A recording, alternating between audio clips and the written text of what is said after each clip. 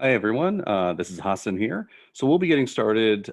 It's 9 o'clock now. So I just want to run through a couple quick housekeeping things. So first, welcome everyone to the Zorbit's Math Adventure PL session for the NLESD, our home province and district. My name is Hassan Hai. I'm with the customer success team here at Zorbit's Math Adventure.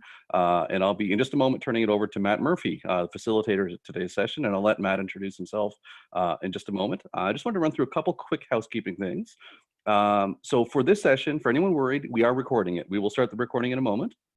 So we will be sharing this with everyone who's attended directly, and also we'll be sharing it with the program specialist group with NLESD, and then they'll be able to post it internally. So don't worry if you miss anything, it'll all be recorded.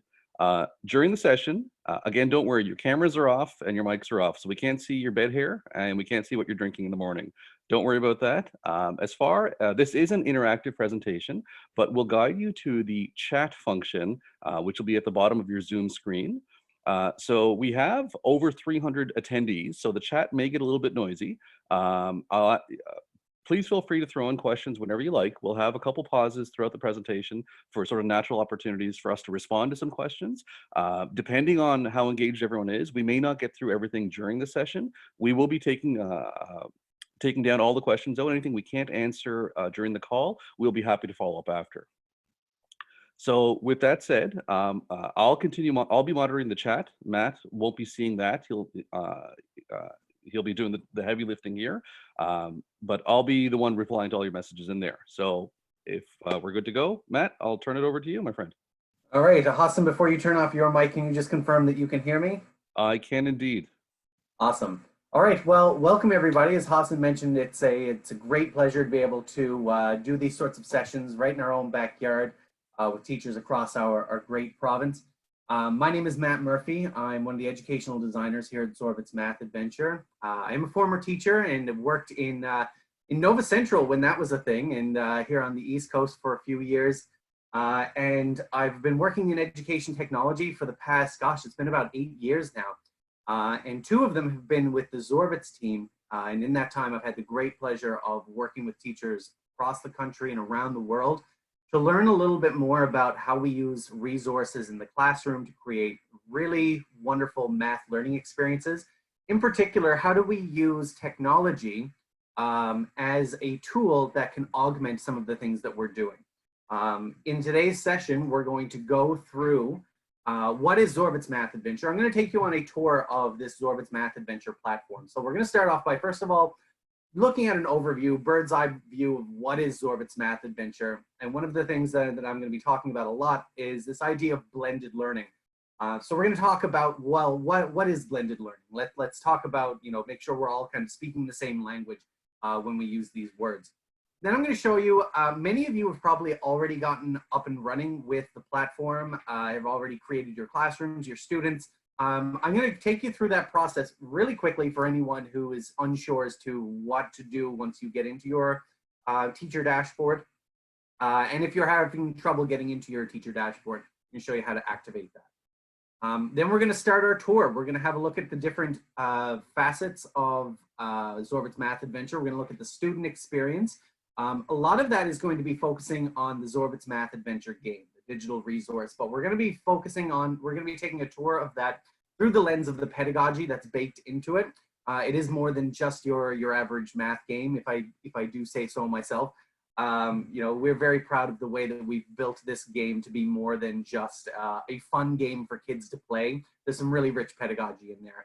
And we're going to show you how to guide that in-game experience, how you can point students at specific concepts, and how you can, even from a distance, even during this time of remote teaching and home learning, how we can still keep our curriculum plan on the rails, how we can guide that experience even from a distance. Then we're going to show you all of the performance data that's being collected, what that looks like, how to find it. We're not going to dig too much into the analysis of that today because we have another session next week that's going to really unpack what that looks like. But we're also going to have a look at our teaching activities library and our recommendation system. And that's going to be the other side of the blended learning coin.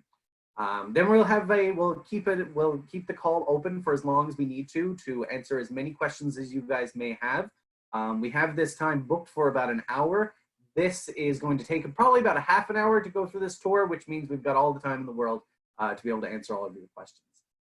One of the things I mentioned, or those are the things that we're doing today, we're going to cover today. Some of the things we're not going to be covering in great depth today. We'll talk about them a little bit, but we're going to be having a session on May 19th that's going to talk about best practices, use cases, different implementation strategies. Normally we would talk about classroom implementation strategies, but we've done a lot of research, a lot of talking to teachers about how we're using Zorbit's Math Adventure in today's COVID world that we're all wondering how do we keep the education going? How do we keep the learning going when we don't have a classroom anymore? We'll also look at how we use those tools, those assessment tools, and those recommendations to drive intervention. So these are the things that we'll be talking about next week. If you haven't already signed up for it, I encourage you to do so, because that's really where we're going to unpack how we make these tools sing. Today we're going to look at the tools, and next week we're going to really look at what we can do with them and how we can make awesome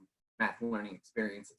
That doesn't mean that we're not going to touch on that today, though. So let's dive right in. What is Zorbit's Math Adventure? Why does this thing exist? Why do we have it rolled out across our province? And what is blended learning, for that matter? Because Zorbit's Math Adventure is a blended learning platform. A lot of people meet Zorbit and Zoe and Serena, the characters in the game, and they look at that and say, wow, that's a really neat looking math game you have there. We always very graciously say, thank you very much, but there's more to our platform than just the game.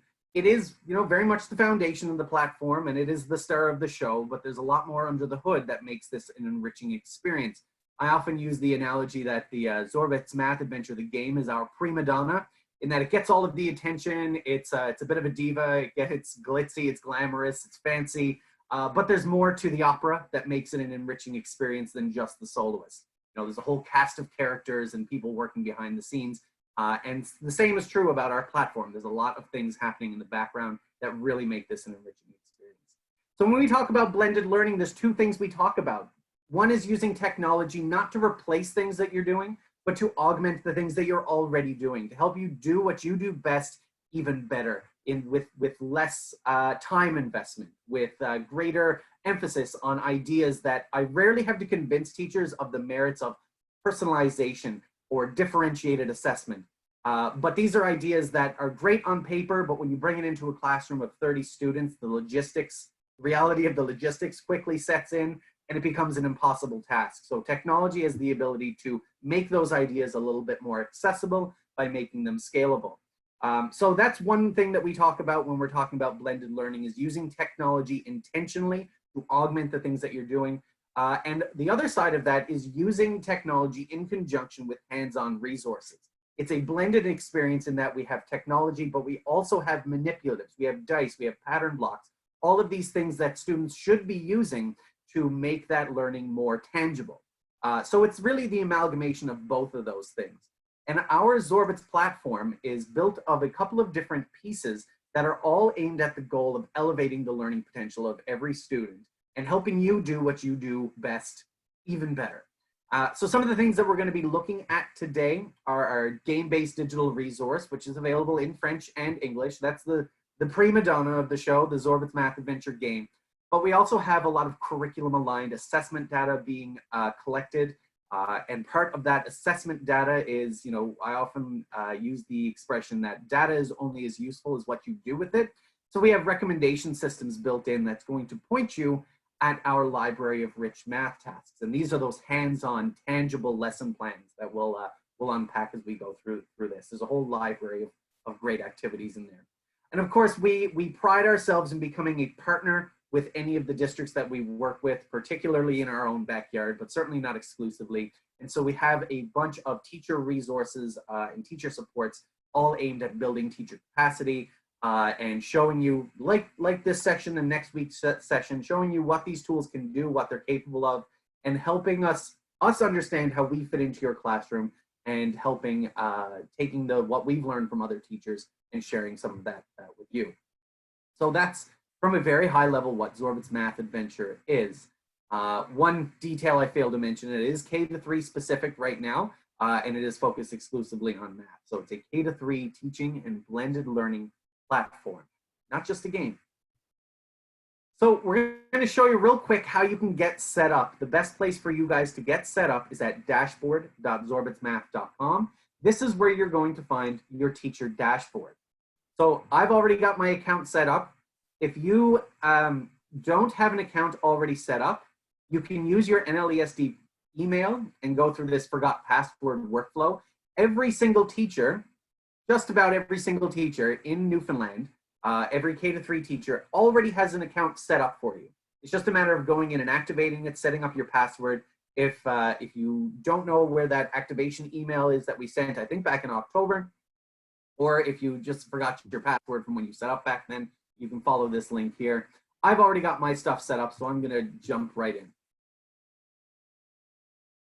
Here, because I've already got a couple of classes set up, there's a couple of ways that I could go. When you log in for the first time, there's really only going to be one thing that you can do. There's going to be a giant button that says create a classroom. So that's going to be the first thing that we're going to do. I'm just going to open up this wizard so you can see exactly what it looks like, but it's just a matter of, naming your class, learning how to spell properly, first of all. I can decide if I want to do it in English or in French, and this is going to change the language that appears in the game. It doesn't have much impact on the teacher dashboard, but it will change the game from English to French. All of the narration, all of the feedback is going to be in French if I choose French. And then I select my grade. Because I'm dealing with a grade 1 example here today, I will select grade 1 and my classroom is created. Now I'm going into a classroom that's already pre-populated. I've already got some student accounts in here. But once I've created that classroom, there's a bit of a checklist here to help you go through this process of setting up your classroom. The first place you want to go is your class roster. This is where you'll add your student accounts. So I'm going to add my friend Hassan, who's here on the line. Hassan H, I'm going to add him to the classroom. I'm going to add, I see, just a quick glance at who's here. I see an Elizabeth Guy. So I'm going to add Elizabeth G to the classroom. And I can add all of my students. And then when I've got everyone in there, I click enroll students, and it generates username and passwords for every single student. Now I can, if I'm teaching a grade 1 class or a kindergarten class, some of these login information pieces may be a bit cumbersome for them. If I know that Hassan's going to have trouble dealing with the word seal, I can change that simply to ABC or whatever password I want. What I've done for my own daughter is I routinely change her password to my cell phone number, to her address, to emergency contact numbers. I've even seen teachers change the password to vocabulary words. So it becomes a bit of a cross-curricular experience. It's not a hurdle to get into the game, particularly in kindergarten and grade 1. Logging into the game can be a bit of a hurdle, but let's embrace that productive struggle and turn it into a cross-curricular opportunity. Or you can just simply streamline it by changing it to something very simple for everyone to access. Usernames do need to be unique. Passwords do not. One last thing I want to show you before we dive into the game itself is how we get this information, these usernames, into our students' hands. There's 2 ways that you can download your parent letters. Normally I talk about the login cards because these are the things that we would use in class. We would keep them maybe on a key ring at our desk or paste them into our students' agendas so that they have quick, ready access to their login information. But because we're dealing with remote scenarios here, we're going to focus on the parent letters. Now this giant button here is going to download a full set of parent letters. It's going to be one giant PDF. We're currently working on changing that up so it is separate documents so you can personalize it. But as of right now, normally what I would tell people is to download that package, print them off, and give everybody their parent letter to send home. But you can come down here and print them off one at a time or download them as PDFs one at a time, and you can send them home individually. So whichever avenue you choose to go through, there's 2 different ways that you can get those parent letters. And what it includes is a bit of context as to what Zorbits is, their personal login information, as well as some tips as to how to navigate through the game. I'm going to hop back into my slides here. So what I've done now is I've set up my classroom, I've created some student accounts, and now I'm ready to explore when students log into the game, what do they see? What is Zorbit's Math Adventure and what makes it so special? Well, there's a couple of ways that they can access the game. If they're using an iPad, they can download the app. This may require updates from time to time as we push out updates on our end. But if you go to play.zorbitsmath.com, you can download, you can access it on a, on any up-to-date web browser. It's currently not supported on Android devices, but any PC or laptop or Chromebook devices that people have at home, this is where we recommend you send. Of course, this is also available in French. I alluded to that a couple of times, and when we toggle the language in our teacher dashboard, it's going to change Zorbit's Math Adventure to, forgive my terrible pronunciation here, Les Aventures Mathématiques de Zorbit. So everything in the game will be translated to a French immersion level of language. Oh, I just realized that that's a linked image. Well, we just want to progress the slide. So when students log into Zorbit's Math Adventure, they're going to adventure across the galaxy. We're going to explore new worlds, land on strange new planets, and go on epic quests. There's a lot of story built into this. But what really separates Zorbit's Math Adventure from some of the other math games that are available out there is that we don't try and sugarcoat the math learning. Math is not an obstacle. It's not a barrier to the fun bits of the game. It doesn't interrupt the gameplay. There's some really fun games out there that are admittedly very fun to play, but as you're playing a multiple choice style question or a fill in the blank style question pops up and completely interrupts the gameplay, and that can do more harm than good. It can actually position math as a barrier, math as an obstacle. It's something we've got to get past. It can foster a fixed mindset, whereas we want to embrace math. Math is inherently fun. Math should be an ally. Math is a tool that we can use to solve contextual problems. And that's why we embrace this math-first game design. So as you explore the different activities in the Zorbit's universe, you're going to notice that it doesn't interrupt the gameplay. Math is not a barrier to the fun bits of the game. Math becomes the fun bits of the game. And different manipulatives and models that you'd see in your classroom, like 10 frames, number lines, pattern blocks. I doubt you're using green peppers to show place value, but this idea of, part whole relationships as we go from the ones to the tens to the hundreds is something that students are going to be familiar with. Not only does that put the focus on the math concept and keep students engaged with their math learning as they're playing the game, but it also makes that transition from what's happening on screen to what they would be doing at their desks or at home as they're tinkering with different manipulatives. It makes that transition a little bit more natural. One of the things that we really try and make sure that we're doing is focusing on all of the different strands of proficiency when it comes to math learning. If you're familiar with the work of NCTM, you'll know that there is more to the picture of math learning than just procedural fluency. And doing our rote drills, like doing our multiplication times tables and doing our worksheets with all of these different additions and sums and subtractions is definitely, I don't want to demonize that approach because procedural fluency is one of those 5 strands of proficiency.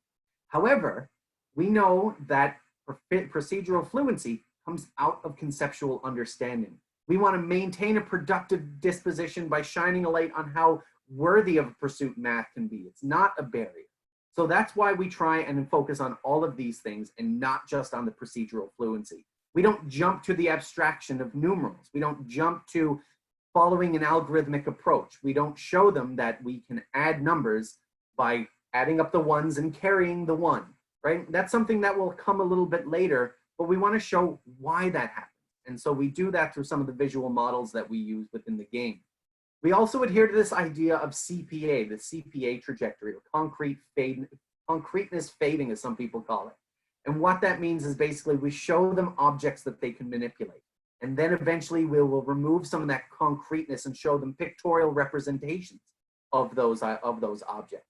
And then and only then will we fade out that concreteness to the point of abstraction where we use numerals. The number 2, that symbol, really doesn't mean anything to someone who doesn't know that it corresponds to 2 apples. But those 2 apples can be represented very easily as 2 boxes.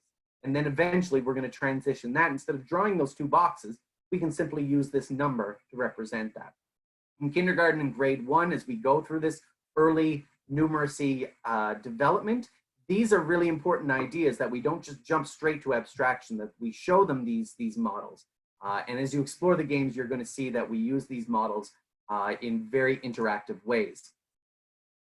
Here's an example from the grade 1 planet of Aqua Aqua. Here it's a measurement planet, and right now we're focusing on measuring length. And one of the things I want to talk about here is the way that the game adapts to student performance. Even if every student is playing the same activity, they're all going to receive a personalized experience. I mentioned this a moment ago about how technology has the ability to make personalization a little bit more scalable. And the way that we do that is by having the game respond to student performance. So in this very early example, in this first iteration of this activity, Zorbit is tasked with hydrating these thirsty land squids. And what better way to hydrate at a water park, a water park themed planet, than to throw some water balloons. Man, I can't wait to throw water balloons in the summer once the weather warms up. It's been a long, cold winter. And we can see this trajectory line that will move in real time as we adjust this slider. And obviously that doesn't stay very difficult for very long. So as the game recognizes proficiency, we'll remove that formative feedback mechanism. And now students need to lock in their answer before they see that water balloon sail and see if they hit the target or if they fell short or went too far. Then we'll introduce a few more targets. We'll increase the scope of the number line, but we're not going to go to 15 or 20 or larger numbers does not ensure depth of understanding. What is a little bit more interesting is if we recognize that measurement isn't always measured from 0. It's measured from a reference point. And you notice that we haven't defined 0 yet. There's still no numerals in that number line. We're using this model to demonstrate how we use these ticks, how we measure these spaces, or use these spaces to measure from one spot to the next. Then we'll introduce the abstraction of numerals, and now we can start asking questions like 2 plus what gives me 6, or 6 minus 2 gives me what? So there's some algebraic reasoning going on in here as well. Then we'll remove some of those numerals to encourage skip counting, pattern recognition, and then finally we'll give them the ability to manipulate that number line as if it were a real life ruler. Measurement isn't always taken from 0, but it is often taken from a reference point that the person measuring needs to define.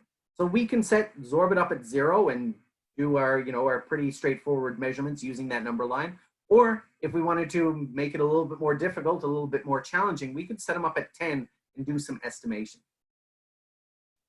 One of the other things that some more research that we try and bake into these games is this idea of trajectories from additive reasoning to multiplicative reasoning to proportional reasoning. So this idea of not just jumping right into the algorithmic approach, not just focusing on procedural fluency, we're going to take students through their trajectory. We're going to help them develop their own understanding using various approaches, using various visual models, and giving them the agency to be able to explore these different models in a way that makes sense for them. So in this particular example, we're on the grade 3 planet of Aurora Farms, which does focus on multiplication and division. And in this example, I think it's animated here, we're going to use this idea of repeated addition or adding equal groups to demonstrate the idea that this gets them thinking about multiplication, but in a way that's tangible to them, in a way that's familiar to them, because all the way through kindergarten, through grade 1 to grade 2, we've been doing counting. We've been doing skip counting. We've been doing addition. We've been doing doubling, these different strategies that they encounter along the way. If we jump right into multiplication, a lot of students are going to be lost. So we're going to take them through those visual models. We're going to facilitate that progression through that trajectory. Then we'll start focusing on more on different visual models like arrays. And so in this example, we're going to build an array. We're not going to select. You'll notice that it's not a multiple choice style question. Students need to actively construct an area model or an array that equals 24. That's going to cover 24 of these, I believe they're called schnippity pips. Remember, we're on an alien farm here, so the crops are not, we're not dealing with apples and oranges here. And eventually we're going to see that abstraction come into play. So we are going to focus on that procedural fluency, but as we've already seen, we've gone through multiple phases to get to this point. So we do get to practice that procedural fluency, that automaticity, those math facts, but we're not just going straight to this abstraction. We're not going straight to this rote memorization. We've built that conceptual understanding. We've done it in such a way that builds on pre-existing knowledge, that takes those strategies that they've been using for years and making them a little bit more sophisticated, using that idea to springboard into other examples. And in this particular example, I believe a Wheatley, one of the farm hands, actually gets springboarded into the tree, which I think is hilarious and the kids get a great chuckle out of. So aside from all of these visual models, all of this pedagogy, kids absolutely love playing it. And one of the things that makes it really engaging is student agency, giving students the ability to solve a problem their way. And eventually we're going to see problems that's going to take those models, take those ideas and put them into a scenario where we need to use them, but we also need to use some critical thinking. So in this example, this is probably towards the upper end of that scaffolding that we talked about a moment ago. But now we've got to fit 3 different arrays, 3 different area models on this game board, on this harvest, on this orchard tree. And we need to do it in such a way that they all fit at the same time. Now, as you're looking at this, you're probably half listening to me and half trying to figure out where these different arrays fit. But what's interesting is if I asked 3 of you, I would probably get 3 different answers. If I asked 10 of you, I'd probably get 10 different answers. And this is, it opens up a world of possibilities for students, not to sound too cheesy, but students come to class, they come to these ideas with their own pre-existing understanding, their own pre-existing cognitive structure or view of how these things work. So if we can give them the ability to demonstrate how they understand that, to help them construct their own solution, as opposed to saying, well, no, you did step 2 wrong, it's really going to foster that productive disposition, that growth mindset, and it's going to engage them in a way that just rote memorization, algorithmic approaches of solving problems never would be able to do. So those are some of the pedagogical ideas that are baked into all of the activities, and we are directly aligned with the Newfoundland curriculum. So each different planet corresponds to a different strand, and each of the different galaxies in the game correspond to a different grade level. Now, this is a huge game. We've got kindergarten to grade 3. We've got 4 grades of curriculum covered in this one game. So how do we guide that in-game experience? How do we make sure that students are focused on the concepts that we want them focusing on? Well, we have a couple of tools in our teacher dashboard that are going to allow you to do that. In back of my teacher dashboard, I'm going to look at my game controls, and remember when I selected grade 1 when I created my classroom? What that did is it shut down the kindergarten, the grade 2, and the grade 3 area and turned on all of the grade 1 area. But I know that if I was in the classroom right now, I probably would be focusing on measurement. So if I want to guide that experience even further, I'm going to turn off these plans so that when students log in from my classroom, the only thing they're going to be able to see, based on the way that I currently have them configured, they'll only be able to see the grade 1 area, and they'll only be able to see measurement on Aqua Aqua. But I know Charlie is really struggling. I've been working with him all year. If I just open this up to him, he's going to get frustrated. He's going to struggle. So instead, I can set these game controls, not just for the entire class, but I can personalize it. So I can set it up such that Charlie has different access from the rest of the class. I can set it up such that within my grade 1 class, that different students have access to different planets. So this is a great way if you have a multi-grade classroom to be able to differentiate that instruction, to be able to guide that experience on a student-by-student basis. Another way we encourage we encourage teachers to guide that experience is through the use of assignments. This is a tailor-made assignment or a tailor-made in-game mission that you can create that's targeting specific concepts.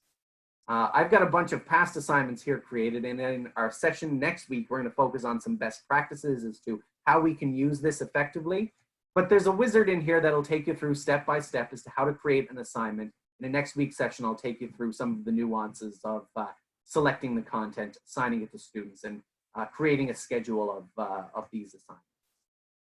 So that's how we guide that in-game experience. So we've looked at the Zorbit's Math Adventure game, quite a vast universe to be exploring, but we can guide students to where we want them. And in doing so, we keep our curriculum plan on the rails as if we were in the classroom. If we do create an assignment, this is what it looks like in the game. So you can see Sergeant Scrambler here shows up with a custom mission just for them that you've created. And the best way for them to access it is from that backpack button that's kind of ever present in the game. So in the interest of time, I'm going to speed up just a tiny bit. I spent a little bit more time on the game than I had intended, but I'm kind of glad that I did so because it is our prima donna, and there's more to it than just a game. It is more than just a game. So I really did want to highlight some of the nuances and the way that it adapts to student performance. But now I am going to take just a few moments to show you the teacher experience and some of the tools that you can use to help facilitate intervention. I just got a message that my internet connection is unstable. I hope I didn't lose anybody. Matt, can I interject for just a moment? Yeah, sure. So you're still looking good to me, and the internet connection, and you're still as handsome as ever. But a couple questions came up about game controls. So Sure. there was a number of people talking about that. So a few questions were if a grade 1 student is struggling in kindergarten, is it appropriate to start them in kindergarten? Let me see here. In one example, so Melanie Pinson had asked, so could Charlie have access to kindergarten grade 1 aqua at the same time? Absolutely. That's a great question. In terms of, is it appropriate to start a grade 1 student back in the kindergarten area? That actually alludes to one of the design decisions that we've made inside the game, is that we don't show the word kindergarten. The names of these universes are Alfabulous, Beta Momax, Gamma-Rama, and Deltacular. So there is a bit of a wink and a nod to the sequential nature of them, Alpha, Beta, Gamma, Delta. But a kindergarten, a grade 1 student, or even a grade 3 student who needs kindergarten level intervention will never see the word kindergarten slapped across the screen. And we removed that label for that exact use case. We don't want a student feeling like they're less than their peers, or that they're, quote, not a math person. That's an idea that we want to throw out the window. Everybody can be a math person. And we developed that understanding by fostering that growth mindset, by encouraging students to try again, and by giving them activities and examples that they're going to be productive with. That's going to encourage that productive struggle, or keep them into, use a fancy teacher word, their zone of proximal development, to keep them in that flow state. So wherever that happens to be within the game, we wanted to give teachers the ability to personalize that and facilitate that intervention without having to worry about Charlie getting a kick in the pants when he sees kindergarten slapped across the screen. So I'm glad you brought that question up, because it is one of the decisions that we made when we designed the game to help facilitate that personalization. And in terms of varying access, you can open up the entire game to everybody if you wanted to. You can have it such that everybody has access to one planet in each of the grade levels. We wanted to do measurement from kindergarten to grade 3 and just let them explore measurement through all of those grades. We can do that just simply by clicking the appropriate boxes. So let's turn off the other planets here, and let's turn on the grade 3 area and turn off the other things. So right now, everyone has access to all of the measurement planets. So you can customize that in-game access however you like, in terms of, is it appropriate to send students back to the grades, to previous grades? Nobody knows your kids better than you do. So that decision is entirely up to you. What we've done to empower that decision is remove some of those labels, so that even if they're sat next to each other and they exploring completely different grade levels or completely different curriculum, they're never going to know that they're doing different things or that they're in different grade levels. They're just simply exploring different areas of the night sky within the game. So that's a great question. Thank you for asking. One more somewhat related question here. There's a question from Rhonda Pomeroy. Can you use this for enrichment? And maybe we could expand on that. There's some questions from some on IRT as well. So there's a lot of people, it seems like, who are outside of K to 3 and are wondering if this is a tool for them. Absolutely. I mean, if you've got grade 4 students, grade 6 students, I've even seen students as high as grade 8 and 9 being given access to this platform to facilitate those foundational skills, to help them fill in some of those earlier gaps. And for the exact same reason, it may feel a little bit like it is kind of cartoonish. We do recognize that it's a kindergarten to grade 3 audience. And now as we're working on 4 to 6, we recognize that Zorbit may not be the most appropriate character for that age range, because they're playing games like Fortnite, and they want to destroy things, they want to build things, they want to do things that's a little bit more mature.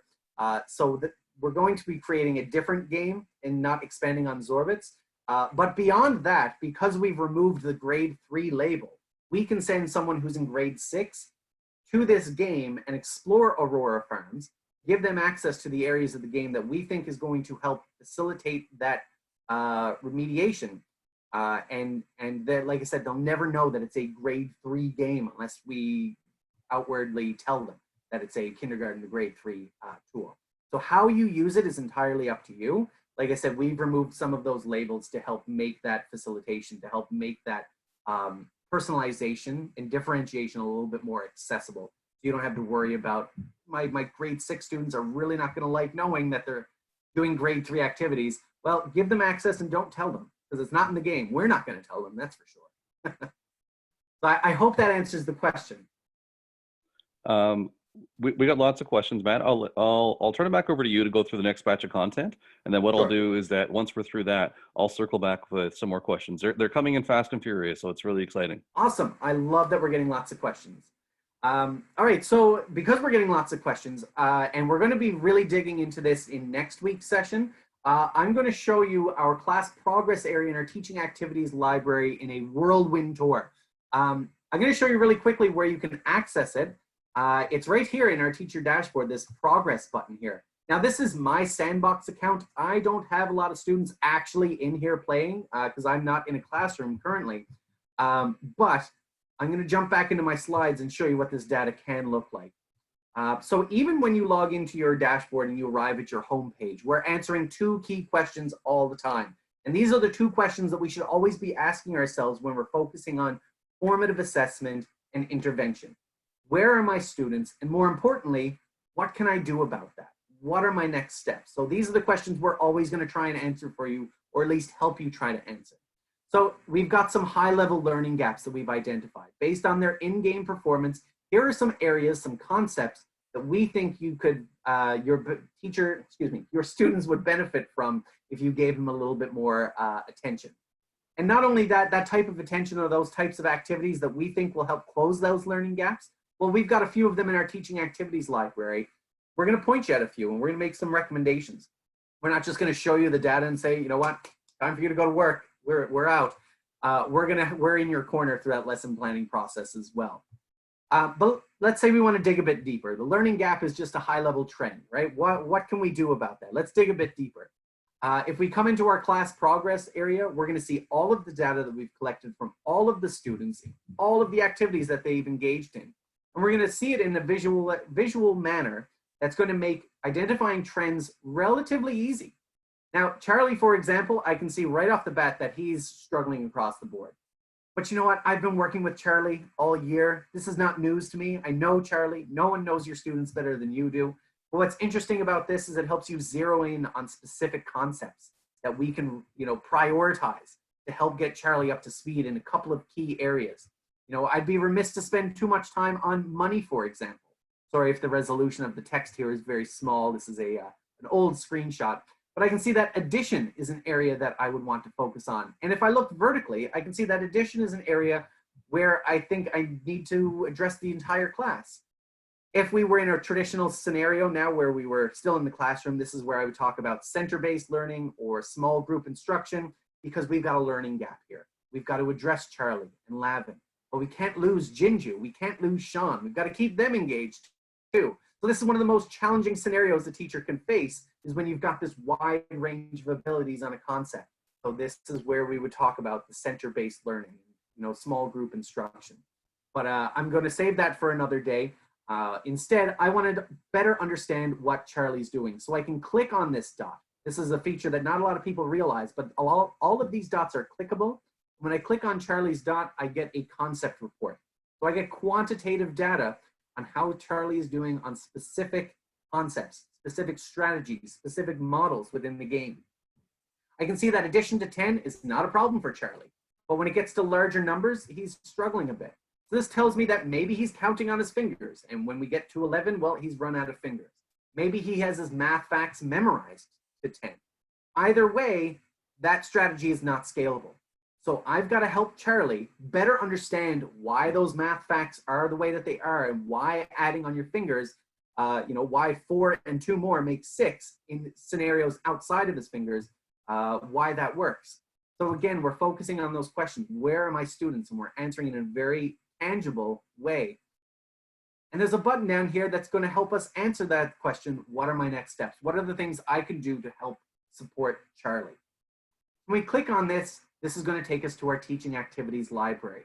This is a library of over 200 different lesson plans or activities. These are not worksheets. These are not printable, consumable worksheets. These are activities that are meant to be very playful, very exploratory, very hands-on, very social, and very collaborative. And as you explore these different activities, you're going to see exactly what I mean. I'm not going to unpack them too much here today. I'll save that for next week. But some of the features I do want to point out to you is that there is a filter that will allow you to find activities that are specific for home learning.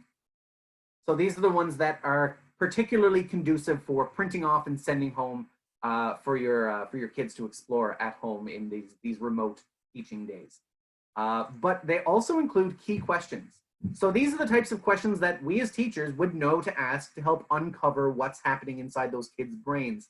But the beauty about having these all in one place and all in one printable asset is that it gives parents the ability to play the role of teacher, to ask these questions as they're exploring these different activities. And in doing so, they're without fail astounded at the types of responses they get. Like when we're talking about addition, we say, how did you add those numbers together? Well, we simply say, oh, I added them. That's what we're observing by watching. They're just combining those numbers. But if you ask them to add 3 and 6, for example, to hear them say, well, I know 6 is 2 groups of 3, and then one more group of 3 is 9. That's absolutely astounding. And it tells us a lot about where they are in their trajectory, how they think about these operations, how they think about these strategies, what strategies they're using. And then it's got recommendations as to what we can do about those observations. If we recognize that a student is struggling or our kids at home are struggling, we've got some supports here, how we can support those learners. We've got some extensions and variations for the Seans of the world that we saw a moment ago who have really got this concept, but need that extra enrichment. And so we've got some extensions and variations built into these as well. So I highly encourage you to explore these, and we're going to talk about the math talks next week as well, which if you are doing a meetup with your class, it's a great way to kind of break the ice. The answer to these questions is not the point. We ask students, how many dots are there? And the fact that there's 5 is not the point, but how they answer that, how they see 5. Is it 2, 2, and 1? Do they see 3 and 2? These are the interesting questions, and they're great conversation starters. So I went a bit over time. My apologies for that. I ate up some of our Q&A time. I've really started to nerd out on some of the pedagogy that's built into the game. And next week, we will really dig into how to use the data to facilitate intervention, some remote teaching and home learning best practices that we've observed from teachers around the world and how they're approaching these very difficult times. But before we dive into the questions, and if you have to go, I just want to make sure that you have our contact information. Follow us on Twitter. We've got lots of fun stuff and lots of tips happening there all the time. It's where we're sharing all of our new resources. And if you have need any support, email us at support@zorbitsmath.com. You're either going to get Shane or Hassan, who is here on the line with us. It is not a robot, they're real boys. And if you want to help planning, as a former teacher, I love being able to support teachers with their lesson planning. If you're saying like, hey, I'm teaching addition to 20 next week, what have you got for me? Hit me up. I'm delighted to answer those types of questions as well. So with that, Hassan, I will hand it back over to you for these questions that have been coming in rapid fire. Sure. So it's very exciting. So before I read some of the questions, there's been a couple of recurring themes, and a lot of people are asking, hey, I don't have an account, or I don't know how to access it. So going back to what Matt had said earlier, the bulk of, we were given a list of all K-3 teachers from the district back in October. So of course, there's been changes in the district. Some people may not realize they have an account. The address, the page that Matt is showing right now, which is dashboard.zorbitsmath.com, is the link for the teacher dashboard. It's your portal. For anyone who doesn't have access or doesn't think that they have access, if you go to that page, dashboard.zorbitsmath.com, and if you click on the forgot password button, which is just above the login button, if you click on that, enter in your NLESD email address. If you have an account, if we created one for you, this will send you a password reset link. And when you click on that, it will prompt you to set up a new password, and then you'll get in. If you don't receive that email, it means you don't have an account for whatever reason. You may not have been a K-3 teacher at that time. you might have been missed. We can only work with the list that we were given. Or, you know, your role might have been something different, like an IRT teacher or something like that. Either way, we're happy to get you going. The best way to request access, if you don't have an account, after verifying that, you know, you can't use the forgot password, is email us at support@zorbitsmath.com. If you're talking to some of your colleagues in your school, or if you're a program specialist or you work closely with one, if you want to combine a list saying, hey, here's a bunch of us at this school, we all need accounts, or here's the list of people who don't have accounts, we can set you all up together. There's no wrong way to do it. We just want to set you up. Okay, so there's a couple questions. I'm just going to go through here. So again, it's 9:45 now. We have about 15 minutes. We'd love to get through all of these. I don't think we will. Whoever we don't get to live on this call, we are going to take down, we'll get back to you after the webinar. So let's see here. Cheryl Bussey asks, I've my class set up in French since it's EFI, but I'm wondering if students have the choice on their individual accounts to switch between English and French. I teach kindergarten, and I'm wondering if they should change my class settings to English if parents are not comfortable with the French piece, but if they can change it themselves, I just leave it. So a couple pieces of that question. First, Matt, is French an option? How would someone switch between English or French? To switch between English and French, when you're in your class list view here, which when you log in, you'll be brought right into your classroom. But if you click on My Classes, this context menu here is where you're going to see your class settings. And this is where we can change the language from French to English. So by making this decision, like I said in the beginning, it really has little impact on your teacher dashboard, but everything in the game will be toggled from French to English and vice versa. So this is really the language setting for that game. Great. Let's see here. There's a couple questions related to accounts. Question about assignments. Is it possible for me to view the assignments or try it out before I assign it to my students? So there was a couple different questions about that. Great question. There's a couple of different ways that you as the teacher can get in to explore the game. We have a play button down here, and this is going to bring you to your teacher sandbox. This is a fully unlocked version of the game. So within the game, there is a bit of a trajectory that students need to unlock certain different models. We talked about these different trajectories, you know, concreteness fading and this idea of additive to multiplicative to proportional reasoning. We're going to take students through that progression in the game, but in here you can jump to any activity at any time on any planet. The downfall, or I guess the caveat to this aspect, is that it's not going to reflect any game controls that you've configured, and you're not going to see any assignments that you've created in here. So what I encourage teachers to do is in your class roster, add yourself as a student. I think I've done many of these different demos, so there's like a million of me in here when I've demonstrated this best practice, but add yourself as a student. And then when you have your login information, you can log into the game as if you were a student. You go to play.zorbitsmath.com, put in your own credentials, and you'll see the game controls that you've configured for yourself. If they're the same as the other students, then you'll see what they see. And as you're creating an assignment, one of the things that you'll be asked to do is to assign it to different students. Just make sure you've assigned it to yourself, and then you can go in and explore it.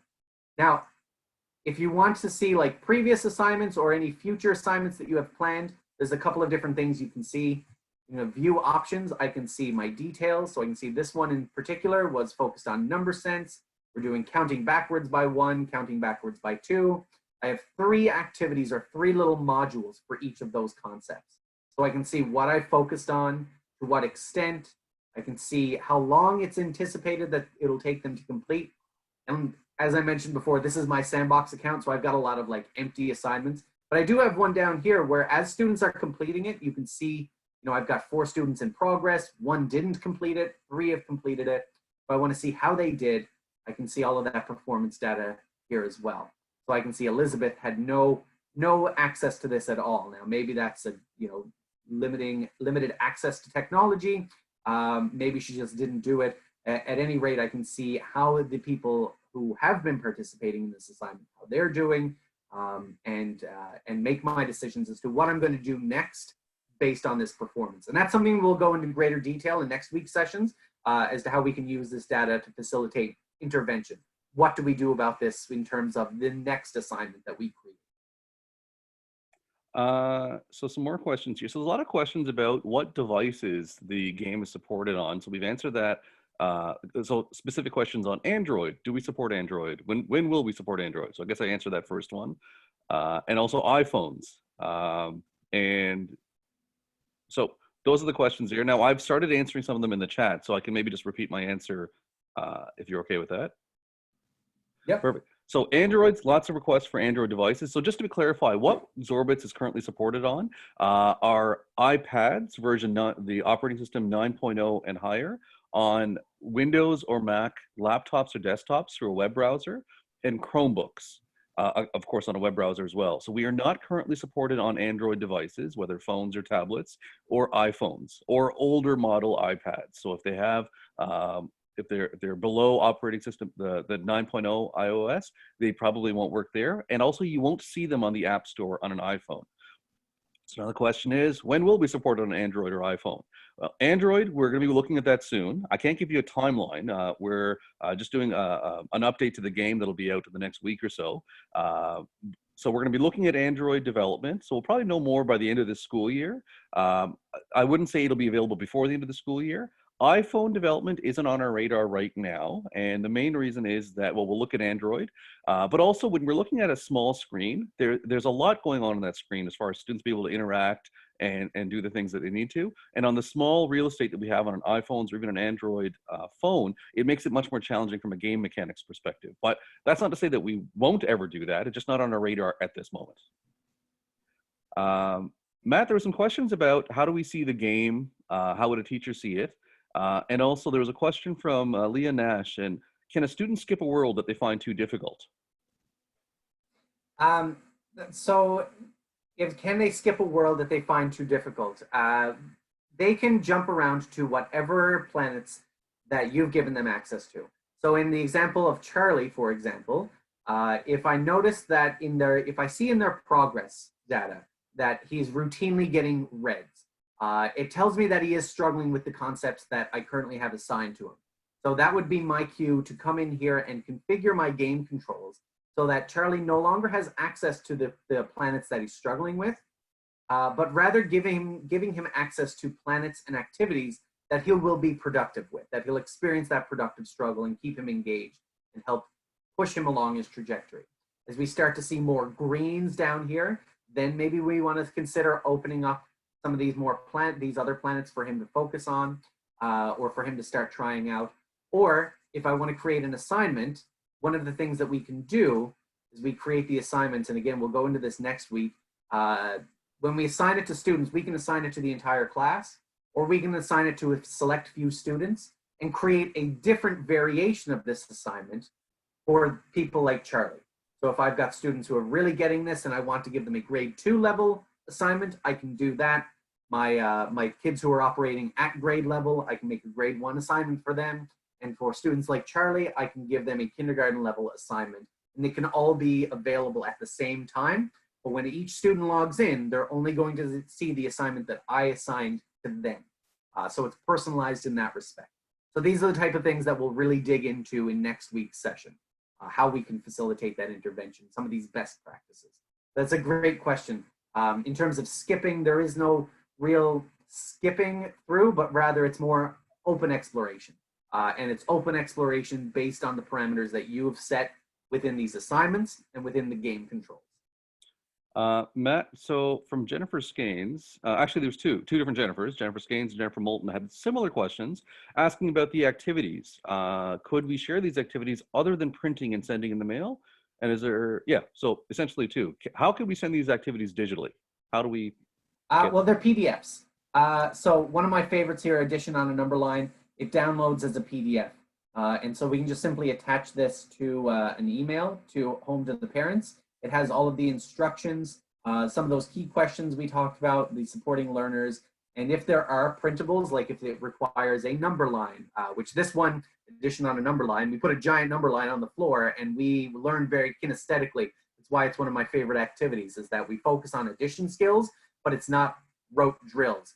We're playing. One of the rules that I employ when I'm playing this is that there's no walking on the number line. You've got to dance or skip or hop or floss your way down the number line. And the kids absolutely love doing that. And we learn very kinesthetically. But sorry, I'm going down a bit of a rabbit hole. I'm nerding out again. To answer your question directly, these are PDFs, so you can download them digitally and send them home as an attachment. Matt, now there was a few people asking about or commenting on parent letters early on, but I'm just wondering, can we just recap really quickly here how a teacher can download an individual parent letter as opposed to printing a whole class one? Absolutely. So the printing off the entire set, if you click parent letters, it'll download one giant PDF with 30 pages, a page for each student. But if we want to send them home individually, if we don't want Charlie seeing Hassan's login information and Erica, we don't want Erica seeing Lavin's login information, you come here to this more options button and we download the parent letter. And so these are also PDFs. You'll see it download here now in just a moment. Looks like my computer is giving me a case of the demos.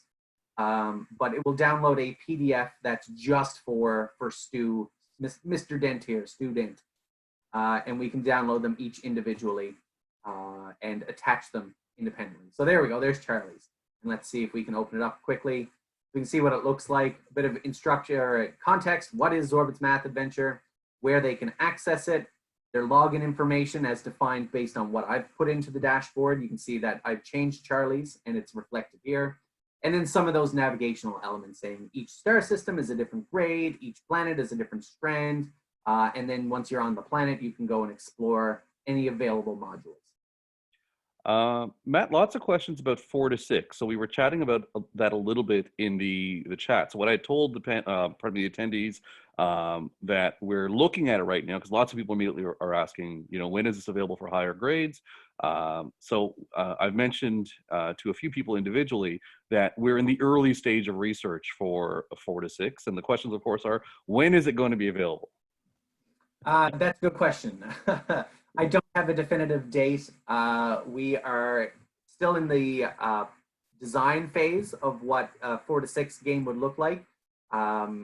It's a completely different beast than K to 3 because we need to offer a little bit more agency. There's more mathematical models being employed here. We want to maintain that sort of openness, that sort of that level of student agency. So these are the challenges that we are currently exploring. But we are, our game design team is probably going to shoot me for saying this, but we're thinking, we're aiming for a next September, not this coming September, but the following September, hopefully having something that's playable. It is a long design and development process, unfortunately, but we are working diligently away at it. So just a quick time check here. So we're 9:57, so we probably have a chance to answer one more question. So there's a few questions about are there kids who, if they students, if they're not sure what to do, if they're struggling a little bit, if the teacher doesn't really know how to guide them. So what helps are available within the game if the student is unsure what to do? And also a specific question, a related question from Michelle Dober. Is it possible to go back to the main screen the children see when they start the game? I'd like to know what planet is kindergarten, et cetera, where to direct them getting started. So just kind of, I guess, some game mechanics there. All right, let's see now. What's the quickest way? Because I don't think I have a great screenshot in my slides. Let's go into this teacher sandbox here. One of the things that is in particular activities within the different games in the game, the different activities, there's going to be a question mark button up in the top corner that's going to provide some feedback. And if that's not the type of feedback or the type of support that a student is looking for, we encourage them to kind of explore, right? That's the whole point of these types of activities, is for students to make mistakes and to try out different things. And as they try different things, Serena here, our little robot friend, is going to give us some feedback as to what we can change in our next attempt. So in that water balloon activity, it'll tell us like, oh, it looks like you went a little bit too far, try a smaller number. It won't say, you're wrong, sorry. It'll try and provide some contextual, useful feedback for students to encourage them to try again.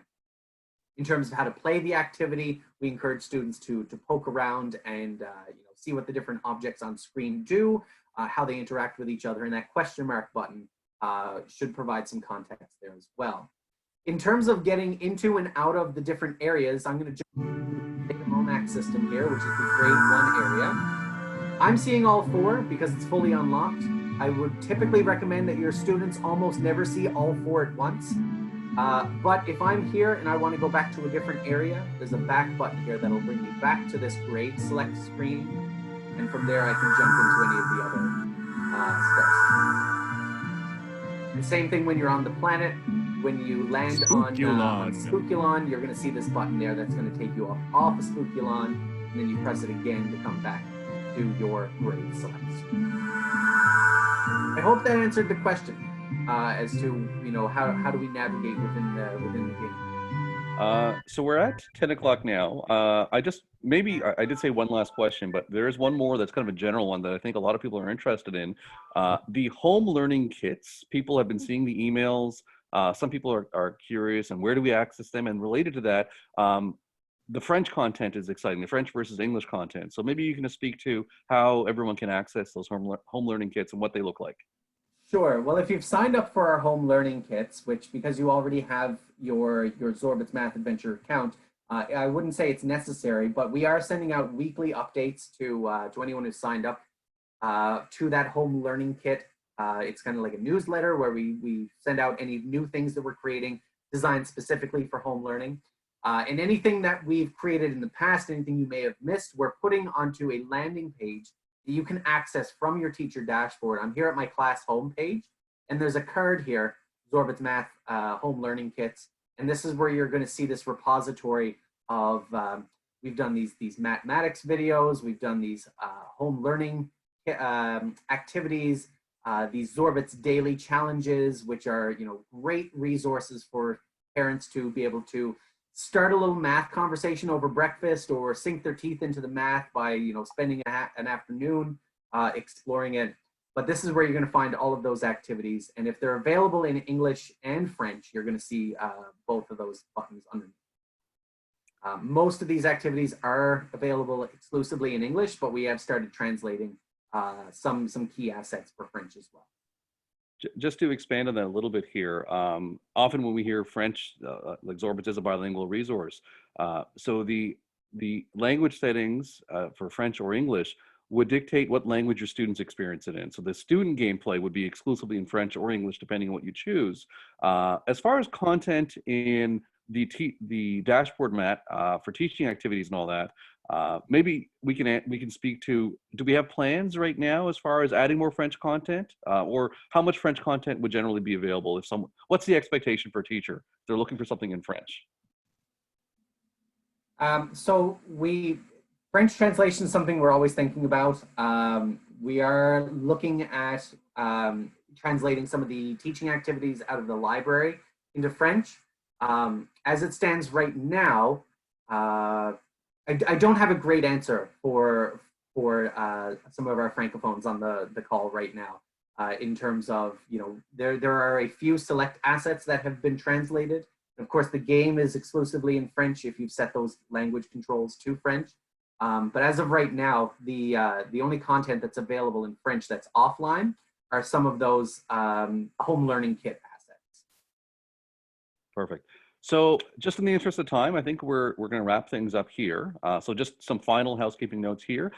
Just a reminder, I know some people were having some audio or video issues throughout. The internet is what it is. Unfortunately, we can't control that.